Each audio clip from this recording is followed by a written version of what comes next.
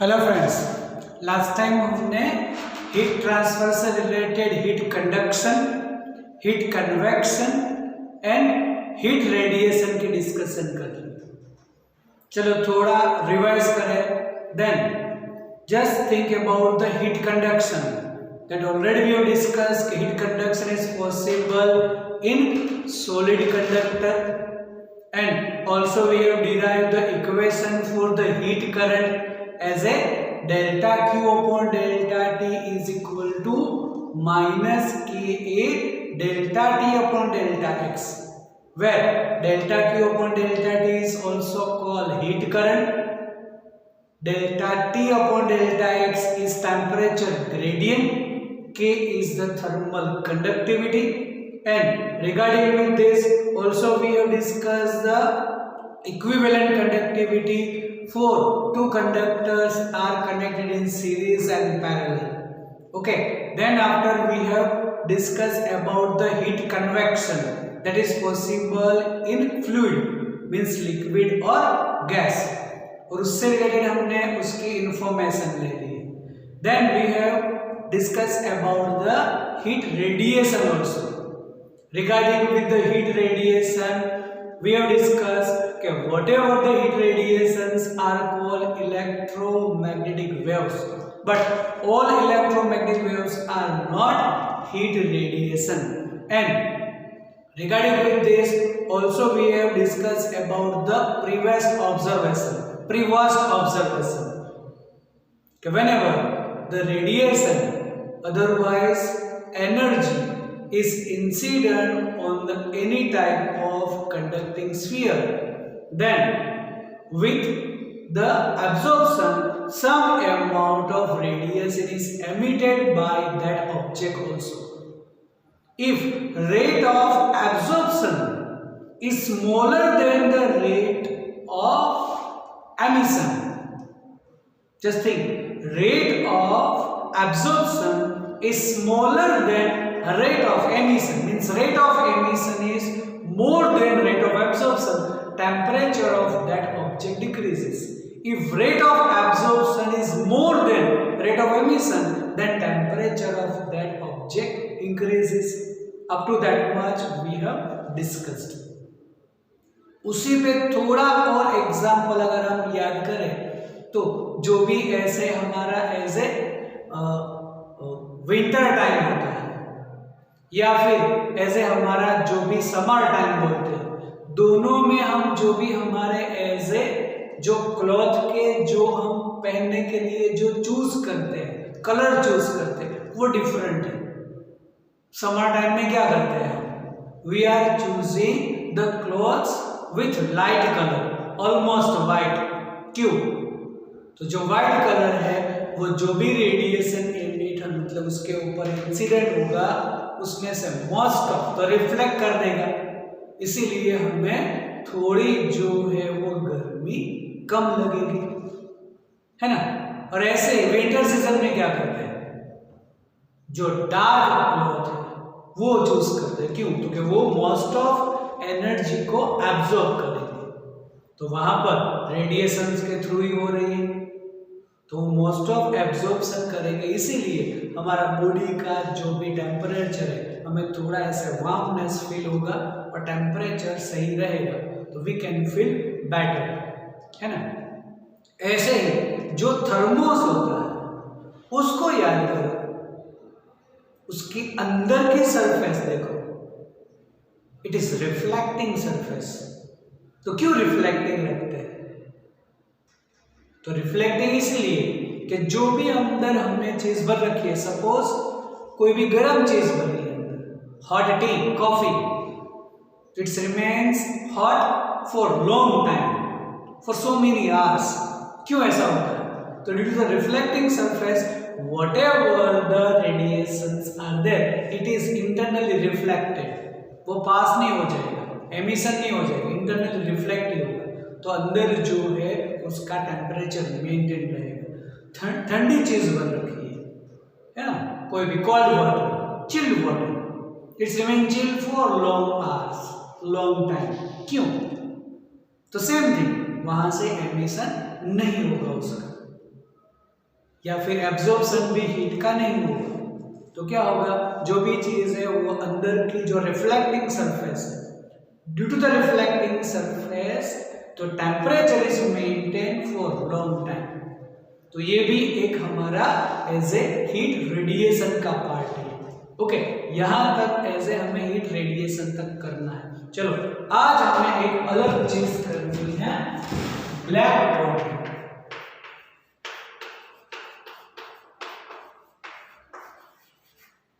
या फिर बोलेंगे परफेक्ट ब्लैक बॉडी।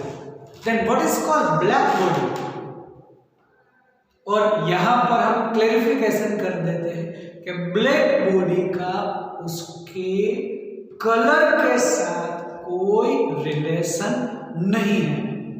मतलब जिन लोगों ने सोचा है कि ब्लैक बॉडी मतलब which is black in colour, the body which is black in colour it's called black body, that is totally wrong. उसका उसके कलर के साथ कोई रिलेशन ही नहीं है। मतलब अगर हम सोचे कोई पर्सन जो है वो ऐसे पूरा ब्लैक है, तो क्या उसको ब्लैक बॉडी बोलेंगे? तो उसके कंपेयर में अगर कोई भी कोई गोरा चिट्टा आदमी है तो क्या उसको व्हाइट बॉडी बोलेंगे? और फिजिक्स में व्हाइट बॉडी तो अवेलेबल ही नहीं है, सिर्फ ब्लैक बॉडी अवेलेबल है, और उसका उसके कलर के साथ कोई रिलेशन नहीं है। तो ब्लैक बॉडी का मतलब क्या है? तो वैसे तो कहीं पर पढ़ा भी होगा कि कोई भी हमारे पास ऑब्जेक्ट है उसके ऊपर अगर हम रेडिएशन इंसिडेंट करें, heat radiation, then the object which absorb the total amount of radiation it's called black body, perfect black body. कि जो भी रेडिएशन हम इंसिडेंट करो वो पूरा 100% जो है वो एब्जॉर्ब कर लेता है, थोड़ा सा भी उसके ऊपर से एमिशन नहीं होगा। Whatever the radiation incident, the 100% radiation absorbed by the object it's called black body. Otherwise, अगर वो एमिशन कर रहा है तो क्या करेगा? तो क्या 100% वो एमिशन ही कर देगा, कोई भी एनर्जी अपने पास ना रखे। During the emission 100% radiation is emitted from that, it's called perfect black body. और एज ए रेगुलर लाइफ में perfect black body not available, but ऐसा बोल सकते हैं कि यूनिवर्स में, अगर पूरे यूनिवर्स में सोचो, then the best example for the black body is sun. Sun is the perfect black body. और कैसा दिखता है हमें? येलो कलर जैसा, येलोइश, है ना? और बोलेंगे क्या? It is perfect 100% black body. और इसीलिए बोला कि ब्लैक बॉडी का उसके कलर के साथ कोई रिलेशन नहीं है।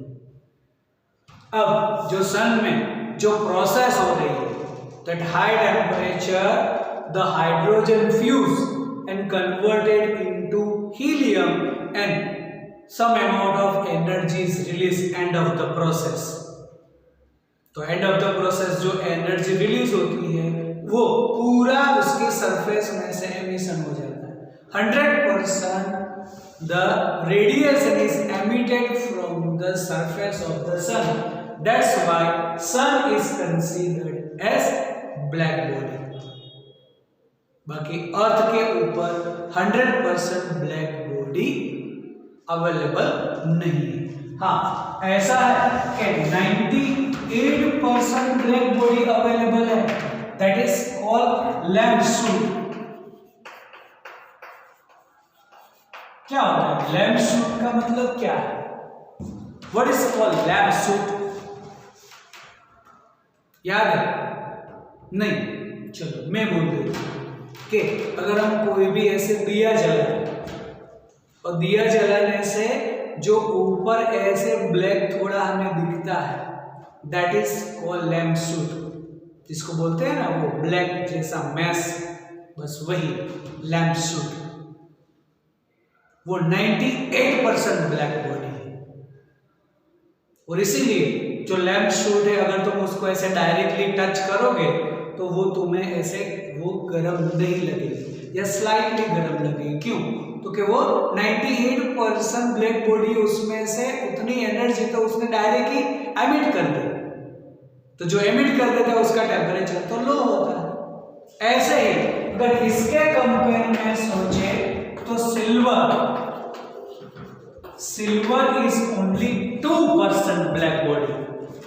इसका मतलब ऐसा नहीं है दोनों को मिक्स कर दो तो दोनों 100% हो जाएगा। ये अलग है, ये अलग है। अब 2% ब्लैक बॉडी का मतलब क्या?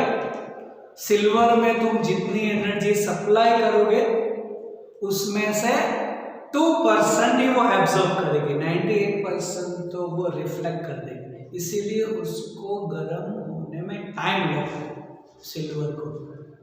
और अगर प्रॉपर गर्म हो जाए, उसको तुम ऐसे ठंडा करने के लिए रख दो कोई भी कॉर्नर में, तो एमिशन होगा। तो क्या होगा? एमिशन भी 2% ही होगा। इसीलिए उसको ठंडा होने में भी बहुत टाइम लगता है। In that sense the silver is only 2%। तो अर्थ पर 98% ब्लैक बॉडी अवेलेबल है, दैट इज लैंप शूट। और यूनिवर्स में हम बोल सकते हैं सन इज 100% ब्लैक बॉडी। ओके, चलो अब इससे रिलेटेड थोड़ा आगे हमें करना है, दो डेफिनेशन करनी है एमिसिविटी की।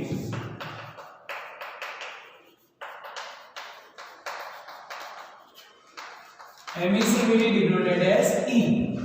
Then what is called emissivity? तो एमिसिविटी हम बोल सकते हैं इट इज द रेशियो। किसका रेशियो? तो ऐसा बोल सकते हैं कि जो भी रेडिएशन एमिट होता है कोई भी ऑब्जेक्ट में, the rate of emission of any object और divided by rate of emission from black body, या एमिसिव पावर भी बोल सकते हैं। Then rate of emission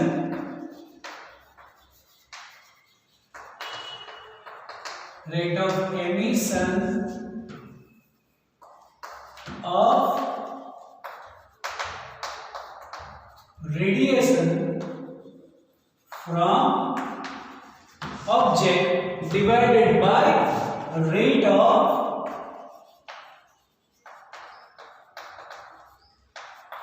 emission of radiation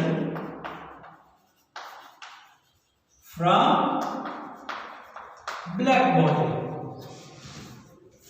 So whatever the rate of emission of radiation from any object with respect to black body is called emissivity. अब अगर black body का ये सोचे तो ब्लैक बॉडी की एमिसिविटी तो 1 ही होगी, क्योंकि black body divided by rate of emission from black body. कोई भी object divided by black body का जो रेडिएशन है उसको emissivity. Then emissivity of black body is 1। ऐसे ही absorptivity,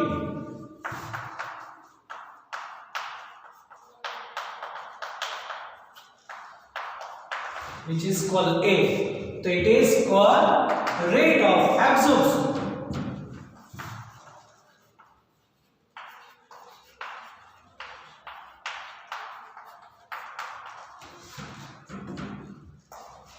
By object divided by rate of absorption by black body. दोनों जो है वो ब्लैक बॉडी के रिस्पेक्ट में देना है, और इसीलिए the absorptivity of black body is also 1। और इस टर्म्स में अगर हम बोले एग्जांपल दे दे तुम्हारे केस में, कि जो भी हम ऐसे टेस्ट लेते हैं, तुम्हारी हर वीक में टेस्ट लेते हैं, वो ऑलमोस्ट 25 मार्क्स की होती है, दैट इज टोटल। तो जो भी ऐसे टोटल यहाँ पर हम देते हैं उसमें से तुम्हें कितने मार्क्स आते हैं, दिस इज योर एब्जॉर्प्टिविटी। तुम कितना उसको कैचअप करते हो, जो भी थियरी है वो तुमने कितनी कैचअप की है, कितना तुम समझे उसमें, कितना तुम लिख पाते हो, दैट इज योर एब्सॉर्प्टिविटी। और अगर हम बोल दें रफली कुछ भी ऐसे कि 24 आया तुम्हें आउट ऑफ 25, तो दिस इज योर एब्सॉर्प्टिविटी। अब ऐसा हमने बोल दिया कि अर्थ के ऊपर ब्लैक बॉडी अवेलेबल नहीं है, इसका मतलब कोई ऐसा स्टूडेंट अगर हम सोचे कि जिसको हर एक सब्जेक्ट में और हर जो भी एग्जाम लेते हैं उसमें पूरे मार्क्स से आते हैं, जो 25 मार्क्स की हो कि 50 मार्क्स की एग्जाम हो कि 100 मार्क्स की एग्जाम हो, हर एक सब्जेक्ट में पूरे मार्क्स ही आए, ऐसा पॉसिबल है कि that 100% marks in each and every exam for each and every subject, ऐसा तो पॉसिबल है नहीं। और इसीलिए ऐसा कोई स्टूडेंट, अगर ऐसा हुआ कोई स्टूडेंट, तो क्या बोल देंगे उसको? परफेक्ट ब्लैक स्टूडेंट, कलर नहीं, उसके नेचर के हिसाब से। लेकिन ऐसा तो पॉसिबल है नहीं, तो ऐसा कोई स्टूडेंट होगा नहीं कि जो 100% हर बार मार्क्स लाए, 25 out of 25, 50 out of 50, 100 out of 100, each and every time for each and every subject. कहीं ना कहीं तो प्रॉब्लम आएगा, इसीलिए 100% ब्लैक बॉडी जो है वो अवेलेबल है ही नहीं। बोलो क्लियर यहाँ तक? चलो यहां से आगे हमें एक चीज करनी है, विंग्स डिस्प्लेसमेंट।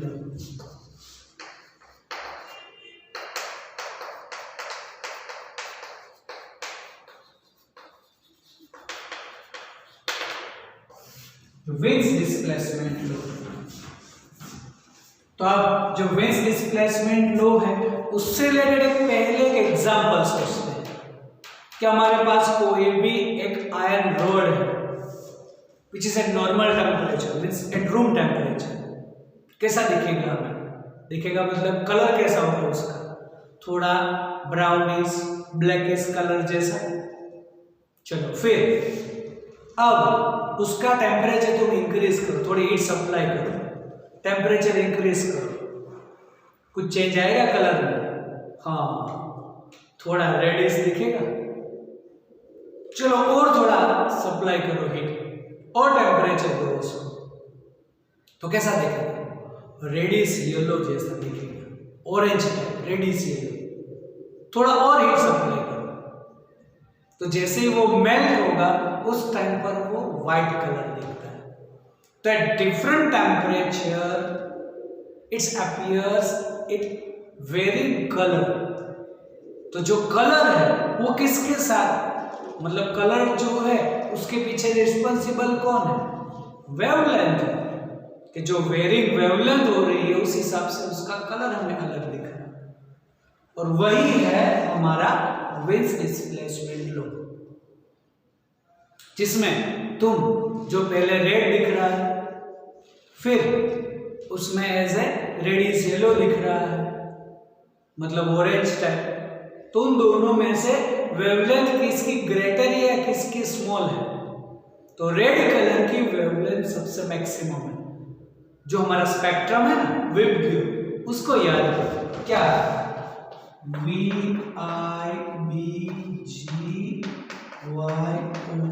विबग्यू। और वायलेट से रेड कलर तक जाओ तो वेवलेंथ इंक्रीज होती है, मतलब wavelength of red colour is maximum and wavelength of violet colour is minimum.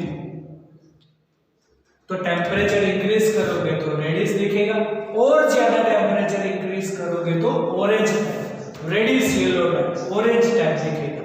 इसका मतलब टेम्परेचर इंक्रीज करने से वेवलेंथ डिक्रीज होती है। रेड जो है वो ज्यादा होगा, मतलब तुम थोड़ा टेम्परेचर दोगे रेड कलर का दिखेगा, उसमें जो भी एमिशन हो रहा है उससे अगर तुम टेम्परेचर हाई करोगे तो जो भी रेडिएशन एमिट हो रहा है वो ज्यादा होगा। लेकिन कौन सा रेडिएशन ज्यादा होगा? जिसकी वेवलेंथ कम है, और दैट इज विंग्स डिस्प्लेसमेंट लो। उसने ग्राफिकली एक्सप्लेन किया है कि यहां पर हम बोल सकते हैं कि रेट ऑफ एमिशन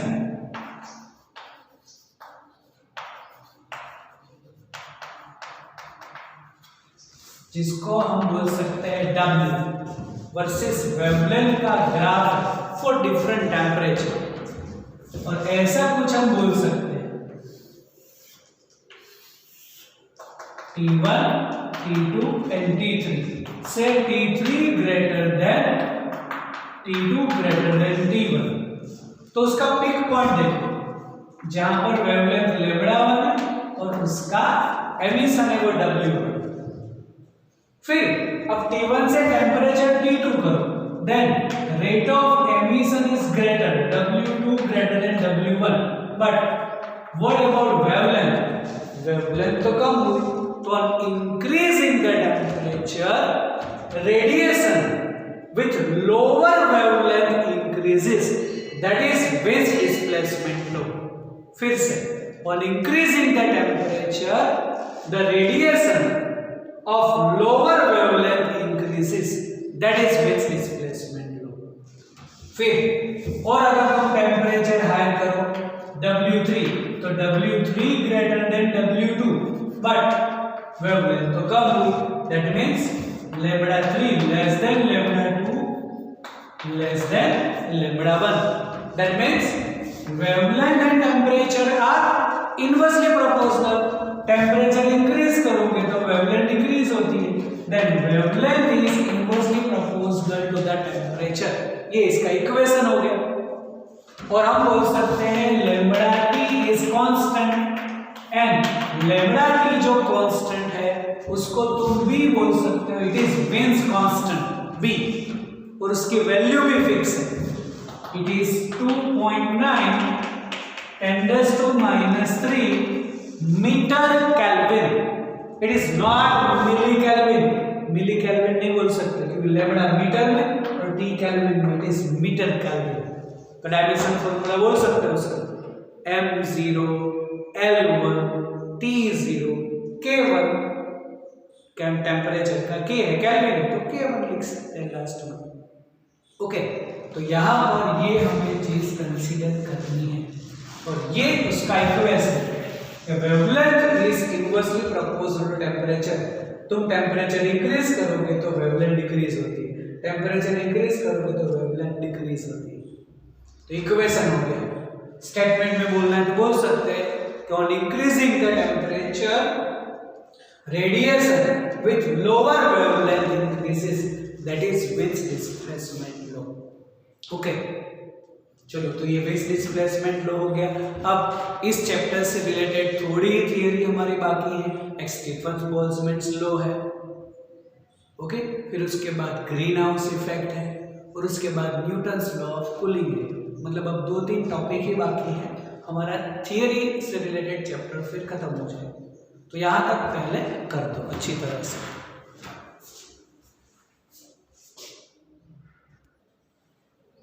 और हाँ, हमने यहाँ पर ब्लैक बॉडी बोला, तो फिर से ब्लैक बॉडी के ऊपर थोड़ा हम कंसंट्रेट करें। तो हमने बोला था कि 100% जो ब्लैक बॉडी है वो वैसे सन तो है और अर्थ के ऊपर अवेलेबल नहीं है, लेकिन हम ऐसा प्रिपरेशन कर सकते हैं ब्लैक बॉडी से रिलेटेड। तुम एक ऐसा स्फीयर ले लो, मेटालिक होलो स्फीयर, ऐसे मेटल का होलो स्फीयर कंसीडर करो, और उसमें ऊपर से थोड़ा पिन होल बना, और उसके अंदर की जो सरफेस है वो हम रफ एज्यूम करते हैं। तो रफ वाले सरफेस यहाँ पर मैं ऐसा ड्रॉ कर दूं तो ऐसी कुछ रफ सरफेस अंदर की।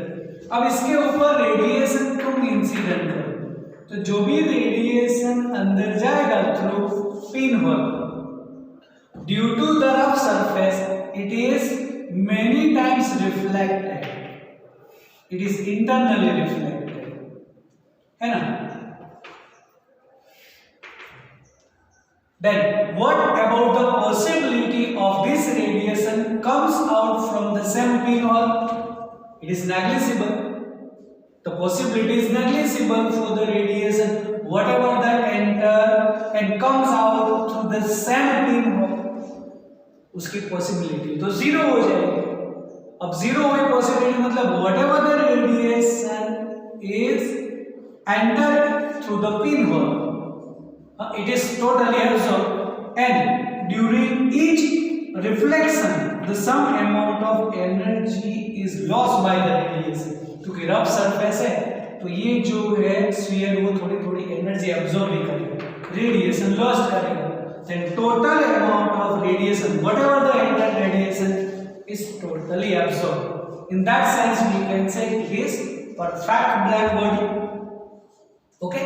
उसका दूसरा बोल सकते हैं कि चलो ये जो मेटल स्फीयर है उसको आउटर साइड से थोड़ा हीट सप्लाई करो, टेम्परेचर दो उसको, तो अंदर जो है वो रेडिएशन कलेक्ट होगा और थ्रू पिन होल बाहर निकलेगा. तो जितना रेडिएशन आया यहाँ पर heat energy, the total amount is comes out through the pin hole. In that sense also it is called black body. मतलब यहाँ पर पहले एब्जॉर्ब होगा तो उसका एब्जॉर्बिविटी 1 हो जाएगी और अगर एमिशन हो रहा है तो एमिसिविटी भी 1 हो जाएगी. इसको बोलते हैं हम परफेक्ट ब्लैक. ऐसा ही प्रिपेयर कर सकते हैं. बाकी नेचुरली जो है वो ब्लैक बॉडी अर्थ में अवेलेबल नहीं है. आसान बोल सकते हैं it is perfect black body.